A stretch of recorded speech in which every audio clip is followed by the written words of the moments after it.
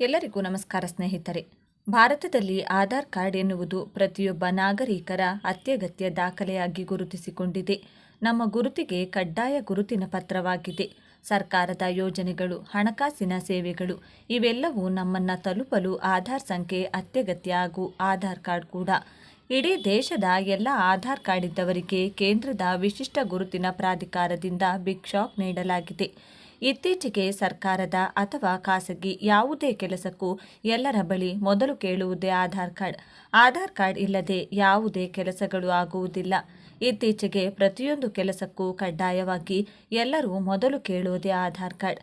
ಯಾವುದೇ ಆಫೀಸ್ನಲ್ಲಾಗಲಿ ಅಥವಾ ಯಾವುದೇ ಸೇವಾ ಸಂಸ್ಥೆಗಳಲ್ಲಿ ಹಾಗೂ ನಮ್ಮ ಯಾವುದೇ ಖಾಸಗಿ ಕೆಲಸಕ್ಕೂ ಸೇರಿದಂತೆ ಬ್ಯಾಂಕುಗಳಲ್ಲಿ ಮತ್ತು ಸರ್ಕಾರದಿಂದ ಯಾವುದೇ ಸೌಲಭ್ಯವನ್ನು ಪಡೆದುಕೊಳ್ಳಲು ಕೂಡ ಎಲ್ಲ ಕಡೆ ಮೊದಲು ಕೇಳೋದು ಆಧಾರ್ ಕಾರ್ಡ್. ಈಗ ಆಧಾರ್ ಕಾರ್ಡ್ ಇರುವ ಪ್ರತಿಯೊಬ್ಬರಿಗೂ ಕೂಡ ಕೇಂದ್ರದ ವಿಶಿಷ್ಟ ಗುರುತಿನ ಪ್ರಾಧಿಕಾರ ಅಂದರೆ UIDAI ಆಧಾರ್ ಕಾರ್ಡ್ ಡಿಪಾರ್ಟ್ಮೆಂಟ್ನಿಂದ ಆಧಾರ್ ಕಾರ್ಡ್ ಇದ್ದವರಿಗೆ ಈ ಕೆಲಸ ಮಾಡುವುದು ಕಡ್ಡಾಯವಾಗಿದ್ದು, ಪ್ರತಿಯೊಬ್ಬ ಆಧಾರ್ ಕಾರ್ಡ್ ಇದ್ದವರು ತಪ್ಪದೆ ಕೊನೆವರೆಗೂ ನೋಡಿ. ನಿಮ್ಮ ಬಳಿ ಈಗಾಗಲೇ ಆಧಾರ್ ಕಾರ್ಡ್ ಇದ್ದರೆ ಕೇವಲ ಲಾಸ್ಟ್ ಡೇಟ್ ಒಂದೇ ದಿನ ಉಳಿದಿದೆ, ಅದರ ಒಳಗಾಗಿ ಈ ಕೆಲಸ ಮಾಡುವುದು ಕಡ್ಡಾಯ. ಇಲ್ಲಾಂದರೆ ನಿಮ್ಮ ಆಧಾರ್ ಕಾರ್ಡ್ ಬಂದ್ ಆಗಲಿದೆ. ಆಧಾರ್ ಕಾರ್ಡ್ನಿಂದ ದೊರೆಯುವ ಕೇಂದ್ರ ಸರ್ಕಾರ ಅಥವಾ ರಾಜ್ಯ ಸರ್ಕಾರದ ಎಲ್ಲ ಸೌಲಭ್ಯಗಳು ಸ್ಥಗಿತಗೊಳ್ಳಲಿವೆ. ಆಧಾರ್ ಕಾರ್ಡ್ ಇರುವ ಪ್ರತಿಯೊಬ್ಬರೂ ಕೂಡ ತಪ್ಪದೆ ವಿಡಿಯೋವನ್ನು ಕೊನೆವರೆಗೂ ನೋಡಿ ಹಾಗೂ ಈ ಕೆಲಸವನ್ನು ಕಡ್ಡಾಯವಾಗಿ ಮಾಡಲೇಬೇಕು. ಇಲ್ಲಾಂದರೆ ನಿಮ್ಮ ಆಧಾರ್ ಕಾರ್ಡ್ ರದ್ದಾಗಲಿದೆ. ಈ ಬಗ್ಗೆ ಈಗಾಗಲೇ ಕೇಂದ್ರದ ವಿಶಿಷ್ಟ ಗುರುತಿನ ಪ್ರಾಧಿಕಾರ ಅಧಿಸೂಚನೆಯನ್ನು ಹೊರಡಿಸಲಾಗಿದ್ದು, ಸಾಕಷ್ಟು ಬಾರಿ ಕೊನೆಯ ದಿನಾಂಕವನ್ನು ಮುಂದೆ ಹಾಕುತ್ತಾ ಬಂದಿದೆ. ಆದರೆ ಕೊನೆಯ ದಿನಾಂಕವನ್ನು ಯಾವುದೇ ಕಾರಣಕ್ಕೂ ಇನ್ಮುಂದೆ ಎಕ್ಸ್ಟೆಂಡ್ ಮಾಡುವುದಿಲ್ಲ, ಅಂದರೆ ವಿಸ್ತರಿಸುವುದಿಲ್ಲ ಎಂದು ಖಡಕ್ ಆಗಿ ಈ ಹಿಂದೆಯೇ ಎಚ್ಚರಿಸಿತ್ತು. ಅದಕ್ಕಾಗಿ ಆಧಾರ್ ಕಾರ್ಡ್ ಇರುವ ಎಲ್ಲರಿಗೂ ಕೂಡ ಕಡ್ಡಾಯವಾಗಿ ಈ ಕೆಲಸ ಮಾಡುವುದು ಅನಿವಾರ್ಯವಾಗಿದೆ. ಹಾಗೂ ಈಗಾಗಲೇ ನಮ್ಮ ರಾಜ್ಯ ಸರ್ಕಾರದಿಂದ ಆಧಾರ್ ಕಾರ್ಡ್ ಮೂಲಕ ಗೃಹಲಕ್ಷ್ಮಿ ಯೋಜನೆಯ ಹಣವನ್ನು ಸಾಕಷ್ಟು ಜನ ಪಡೆಯುತ್ತಿದ್ದಾರೆ. ಅದು ಕೂಡ ಬಂದಾಗಲಿದೆ. ಹಾಗೂ ಆಧಾರ್ ಕಾರ್ಡ್ನಿಂದ ಉಚಿತ ಪ್ರಯಾಣ ಅಂದರೆ ಶಕ್ತಿ ಯೋಜನೆಯ ಅಡಿಯಲ್ಲಿ ಬಸ್ಗಳಲ್ಲಿ ಸಂಚಾರ ಮಾಡುತ್ತಿದ್ದಾರೆ. ಅದು ಕೂಡ ಬಂದಾಗಲಿದೆ. ಮತ್ತು ಆಧಾರ್ ಕಾರ್ಡ್ DBT ಮೂಲಕ ಖಾತೆಗಳಿಗೆ ಪಿಂಚಣಿ ಹಣಗಳು ಅಥವಾ ನರೇಗಾ ಕೆಲಸದ ಹಣಗಳು ನಿಮ್ಮ ಖಾತೆಗಳಿಗೆ ಹಣ ಬರ್ತಾ ಇದ್ರೆ ಸರ್ಕಾರದಿಂದ ಯಾವುದೇ ಮೂಲದಿಂದ ಅದು ಕೂಡ ಬಂದಾಗಲಿದೆ. ಈ ಬಗ್ಗೆ ಭಾರತೀಯ ವಿಶಿಷ್ಟ ಗುರುತಿನ ಪ್ರಾಧಿಕಾರವು ಅಧಿಕೃತವಾಗಿ ಅಧಿಸೂಚನೆಯನ್ನು ಹೊರಡಿಸಲಾಗಿತ್ತು. ಪ್ರತಿಯೊಬ್ಬ ಆಧಾರ್ ಕಾರ್ಡ್ ಇದ್ದವರು ಕೇವಲ ಒಂದು ದಿನ ಮಾತ್ರ ಬಾಕಿ ಉಳಿದಿದ್ದು, ಈಗಲೇ ಈ ಕೆಲಸವನ್ನು ಮಾಡಿ ಮುಗಿಸಿಕೊಳ್ಳಿ. ಆಧಾರ್ ಕಾರ್ಡ್ 10 ವರ್ಷಗಳಷ್ಟು ಹಳೆಯದಾಗಿದ್ದರೆ ಅಥವಾ ಅದರಲ್ಲಿ ದಾಖಲಾಗಿರುವ ಮಾಹಿತಿಯನ್ನು ಈಗ ನವೀಕರಿಸಬೇಕಾದರೆ ಈ ಸುದ್ದಿ ನಿಮಗೆ ಬಹಳ ಮುಖ್ಯವಾಗಿದೆ. ಜನರಿಗೆ ಹೆಚ್ಚಿನ ಪರಿಹಾರವನ್ನು ನೀಡುತ್ತಾ ಭಾರತೀಯ ವಿಶಿಷ್ಟ ಗುರುತಿನ ಪ್ರಾಧಿಕಾರ ಉಚಿತ ಆಧಾರ್ ನವೀಕರಣಕ್ಕಾಗಿ ಗಡುವನ್ನು ವಿಸ್ತರಿಸಿದೆ. ಅಂದರೆ ಈಗ ನಿಮಗೆ ಇನ್ನು ಕೆಲವು ವಾರಗಳಿವೆ. ಆಗ ನೀವು ನಿಮ್ಮ ಆಧಾರ್ ಕಾರ್ಡ್ನಲ್ಲಿ ಅಗತ್ಯ ಮಾಹಿತಿಯನ್ನು ಯಾವುದೇ ಶುಲ್ಕವಿಲ್ಲದೆ ಆನ್ಲೈನ್ನಲ್ಲಿ ನವೀಕರಿಸಬಹುದು. ಸರ್ಕಾರಿ ಮತ್ತು ಖಾಸಗಿ ಸೇವೆಗಳನ್ನು ಬಳಸುವಲ್ಲಿ ನೀವು ಯಾವುದೇ ಸಮಸ್ಯೆಯನ್ನು ಎದುರಿಸದಂತೆ ಆಧಾರನ ನಿಖರತೆ ಮತ್ತು ವಿಶ್ವಾಸಾರ್ಹತೆಯನ್ನು ಕಾಪಾಡಿಕೊಳ್ಳುವುದು UIDAIನ ಈ ನಿರ್ಧಾರದ ಉದ್ದೇಶವಾಗಿದೆ. ಈ ಸೌಲಭ್ಯದ ಅಡಿಯಲ್ಲಿ ನೀವು ನಿಮ್ಮ ಜನಸಂಖ್ಯಾ ವಿವರಗಳನ್ನು ಉಚಿತವಾಗಿ ನವೀಕರಿಸಬಹುದು. ಉದಾಹರಣೆಗೆ ಹೆಸರು, ವಿಳಾಸ, ಜನ್ಮ ದಿನಾಂಕ, ಲಿಂಗ, ಮೊಬೈಲ್ ಸಂಖ್ಯೆ, ಇಮೇಲ್ ID, ಸೂಚನೆ, ಫಿಂಗರ್ ಪ್ರಿಂಟ್, ಫೋಟೋ ಅಥವಾ ಐರಿಸ್ ಸ್ಕ್ಯಾನ್ನಂತಹ ಬಯೋಮೆಟ್ರಿಕ್ ವಿವರಗಳಿಗಾಗಿ ನೀವು ಆಧಾರ್ ಸೇವಾ ಕೇಂದ್ರಕ್ಕೆ ಹೋಗಿ ನಿಗದಿತ ಶುಲ್ಕವನ್ನು ಪಾವತಿಸಬೇಕಾಗುತ್ತದೆ. ಮನೆಯಿಂದ ಆಧಾರನ್ನು ಹೇಗೆ ನವೀಕರಿಸುವುದು? ನೀವು ಇದನ್ನು UIDAI ವೆಬ್ಸೈಟ್ ಅಥವಾ ಮೈ ಆಧಾರ್ ಪೋರ್ಟಲ್ ಮೂಲಕ ಸುಲಭವಾಗಿ ಮಾಡಬಹುದು. ಬಯೋಮೆಟ್ರಿಕ್ ನವೀಕರಣ ಪ್ರಕ್ರಿಯೆ: ನೀವು ಫೋಟೋ, ಫಿಂಗರ್ ಪ್ರಿಂಟ್ ಅಥವಾ ಕಣ್ಣಿನ ಸ್ಕ್ಯಾನನ್ನು ನವೀಕರಿಸಲು ಬಯಸಿದರೆ ನೀವು ಹತ್ತಿರದ ಆಧಾರ್ ಸೇವಾ ಕೇಂದ್ರಕ್ಕೆ ಭೇಟಿ ನೀಡಬೇಕಾಗುತ್ತದೆ.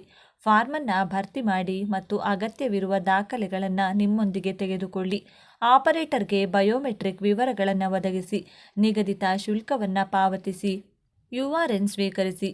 ಗುರುತಿನ ಪುರಾವೆ: ಮತದಾರರ ಗುರುತಿನ ಚೀಟಿ, ಪ್ಯಾನ್ ಕಾರ್ಡ್, ಪಾಸ್ಪೋರ್ಟ್, ಚಾಲಕನ ಪರವಾನಗಿ, ವಿಳಾಸ ಪುರಾವೆ, ಬ್ಯಾಂಕ್ ಪಾಸ್ಬುಕ್, ವಿದ್ಯುತ್ ಬಿಲ್, ಪಡಿತರ ಚೀಟಿ, ಪಾಸ್ಪೋರ್ಟ್, ಜನ್ಮ ದಿನಾಂಕಕ್ಕಾಗಿ ಜನನ ಪ್ರಮಾಣಪತ್ರ, ಶಾಲಾ ಪ್ರಮಾಣಪತ್ರ, ಪಾಸ್ಪೋರ್ಟ್. ನೀವಿನ್ನೂ ನಿಮ್ಮ ಆಧಾರನ್ನು ನವೀಕರಿಸದಿದ್ದರೆ ಈಗ ಸರಿಯಾದ ಸಮಯ, ಏಕೆಂದರೆ ಅದರ ನಂತರ ಈ ಸೌಲಭ್ಯವು ಪಾವತಿಸಲ್ಪಡಬಹುದು.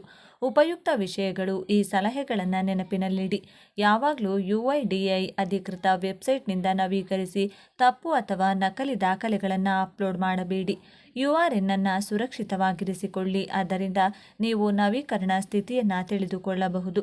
ಮೊಬೈಲ್ ಸಂಖ್ಯೆಯನ್ನು ಲಿಂಕ್ ಮಾಡದಿದ್ದರೆ ಮೊದಲು ಹತ್ತಿರದ ಕೇಂದ್ರಕ್ಕೆ ಹೋಗಿ ಅದನ್ನು ಲಿಂಕ್ ಮಾಡಿ. 10 ವರ್ಷ ಹಳೆಯ ಆಧಾರ್ ಕಾರ್ಡ್ನಲ್ಲಿ ಯಾವುದೇ ಬದಲಾವಣೆ ಇಲ್ಲದಿದ್ದರೆ ಗುರುತಿನ ಪರಿಶೀಲನೆಯಲ್ಲಿ ಸಮಸ್ಯೆ ಇರಬಹುದು. ಬ್ಯಾಂಕಿಂಗ್, ಸರ್ಕಾರಿ ಯೋಜನೆಗಳು, ಪಾಸ್ಪೋರ್ಟ್, ಪಿಂಚಣಿ ಮುಂತಾದ ಸೇವೆಗಳಲ್ಲಿ ಪುನರಾವರ್ತಿತ OTP ಅಥವಾ ಪರಿಶೀಲನೆ ವೈಫಲ್ಯಕ್ಕೆ ಇದು ಕಾರಣವಾಗಿದೆ. ಆದ್ದರಿಂದ ಅಗತ್ಯ ನವೀಕರಣಗಳನ್ನು ಸಮಯಕ್ಕೆ ಸರಿಯಾಗಿ ಮಾಡಬೇಕೆಂದು UIDAI ಪದೇ ಪದೇ ಸೂಚಿಸುತ್ತದೆ. ಪ್ಯಾನ್ ಕಾರ್ಡ್ ಇರುವ ಎಲ್ಲ ಗ್ರಾಹಕರಿಗೆ ಕೇಂದ್ರ ಸರ್ಕಾರದಿಂದ ಬಿಗ್ ಶಾಕ್. ನಿಮ್ಮ ಬಳಿ ಪ್ಯಾನ್ ಕಾರ್ಡ್ ಇದ್ದರೆ ತಪ್ಪದೆ ಈ ವಿಡಿಯೋ ನೋಡಿ. ಕೇಂದ್ರದ ಆದಾಯ ತೆರಿಗೆ ಇಲಾಖೆಯು 10,000 ರೂಪಾಯಿ ದಂಡ ವಿಧಿಸಲಾಗುತ್ತಿದೆ.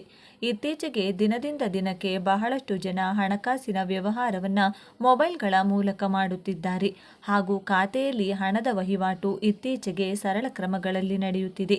ಕೇಂದ್ರ ಸರ್ಕಾರ ಆಗಲಿ ಅಥವಾ ರಾಜ್ಯ ಸರ್ಕಾರ ಆಗಲಿ ಸಾಕಷ್ಟು ಯೋಜನೆಗಳ ಮೂಲಕ ರೈತರಿಗೆ ಹಾಗೂ ಹೆಣ್ಣು ಮಕ್ಕಳಿಗೆ, ವೃದ್ಧರಿಗೆ ಸೇರಿದಂತೆ ಪ್ರತಿಯೊಬ್ಬ ನೌಕರರಿಗೂ ಕೂಡ ನೇರವಾಗಿ ಬ್ಯಾಂಕ್ ಖಾತೆಗಳಿಗೆ ಹಣವನ್ನು, ಅವರ ಸ್ಯಾಲರಿ ಹಣ ಅಥವಾ ವೇತನ ಹಣವನ್ನು ನೇರವಾಗಿ ಬ್ಯಾಂಕ್ ಖಾತೆಗಳಿಗೆ ಪ್ರತಿ ತಿಂಗಳು ಜಮಾ ಆಗುತ್ತದೆ. ದೇಶದಲ್ಲಿ ಬ್ಯಾಂಕ್ ಅಕೌಂಟ್ ಹೊಂದಿರುವ ಪ್ರತಿಯೊಬ್ಬರಿಗೂ ಕೂಡ ಕಡ್ಡಾಯವಾಗಿ ಪ್ಯಾನ್ ಕಾರ್ಡ್ ಇರುವುದು ಸಹಜ ಮತ್ತು ಅಗತ್ಯವಾಗಿದೆ.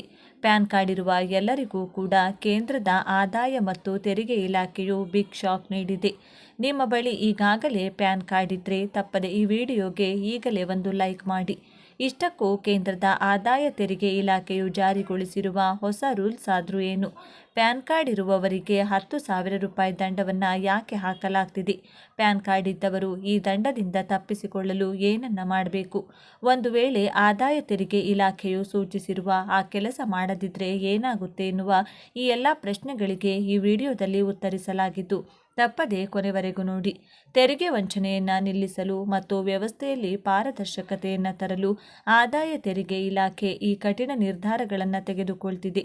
ಈ ವಹಿವಾಟುಗಳಿಗೆ ದಂಡ. ನಿಮ್ಮ ಪ್ಯಾನ್ ಕಾರ್ಡನ್ನು ಆಧಾರ್ ಲಿಂಕ್ ಮಾಡದಿದ್ದರೂ ಸಹ ನೀವು ಬಳಸುತ್ತಿದ್ದರೆ ನೀವು ಹಲವಾರು ಪ್ರಮುಖ ಹಣಕಾಸು ವಹಿವಾಟುಗಳಿಗೆ ದಂಡವನ್ನು ಪಾವತಿಸಬೇಕಾಗಬಹುದು.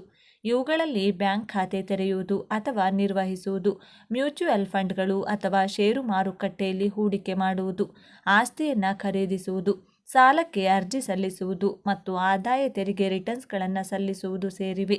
ಈ ಎಲ್ಲ ಸಂದರ್ಭಗಳಲ್ಲಿ ನಿಷ್ಕ್ರಿಯ ಪ್ಯಾನ್ ಬಳಸುವುದರಿಂದ ಆದಾಯ ತೆರಿಗೆ ಕಾಯ್ದೆಯ ಸೆಕ್ಷನ್ 272B ಅಡಿಯಲ್ಲಿ ಪ್ರತಿ ವಹಿವಾಟಿಗೆ 10,000 ರೂಪಾಯಿವರೆಗೆ ದಂಡ ವಿಧಿಸಬಹುದು.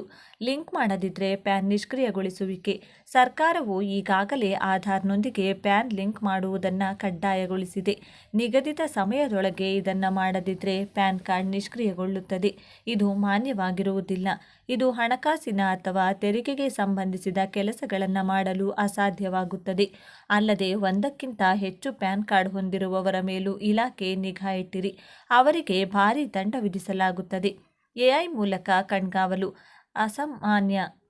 ಅಮಾನ್ಯ ಪ್ಯಾನ್ಗಳನ್ನು ಬಳಸಿಕೊಂಡು ಮಾಡಿದ ವಹಿವಾಟುಗಳನ್ನು ತಕ್ಷಣ ಗುರುತಿಸಲು ಆದಾಯ ತೆರಿಗೆ ಇಲಾಖೆ ಈಗ AI ಮತ್ತು ಡೇಟಾ ವಿಶ್ಲೇಷಣೆಯನ್ನು ಬಳಸಲು ಪ್ರಾರಂಭಿಸಿದೆ.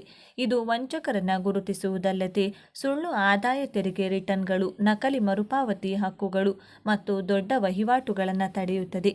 ತೆರಿಗೆದಾರರು ಏನು ಮಾಡಬೇಕು? ಆಧಾರ್ನೊಂದಿಗೆ ಇನ್ನೂ ಪ್ಯಾನ್ ಲಿಂಕ್ ಮಾಡದವರು ಇದನ್ನು ತಕ್ಷಣ ಮಾಡಬೇಕು. ಆದಾಯ ತೆರಿಗೆ ಇಲಾಖೆಯ ಫೈಲಿಂಗ್ ವೆಬ್ಸೈಟ್ ಮೂಲಕ ಇದನ್ನು ಆನ್ಲೈನ್ನಲ್ಲಿ ಮಾಡಬಹುದು. ಇದನ್ನು ಮಾಡದಿದ್ದರೆ ಪ್ಯಾನನ್ನು ಅಮಾನತುಗೊಳಿಸಬಹುದು. ಬ್ಯಾಂಕ್ ಮತ್ತು ಡಿಮ್ಯಾಟ್ ಖಾತೆಗಳನ್ನು ಸ್ಥಗಿತಗೊಳಿಸಬಹುದು. ತೆರಿಗೆ ರಿಟರ್ನ್ಗಳನ್ನು ಸಲ್ಲಿಸುವುದು ಸಹ ಅಸಾಧ್ಯವಾಗುತ್ತದೆ.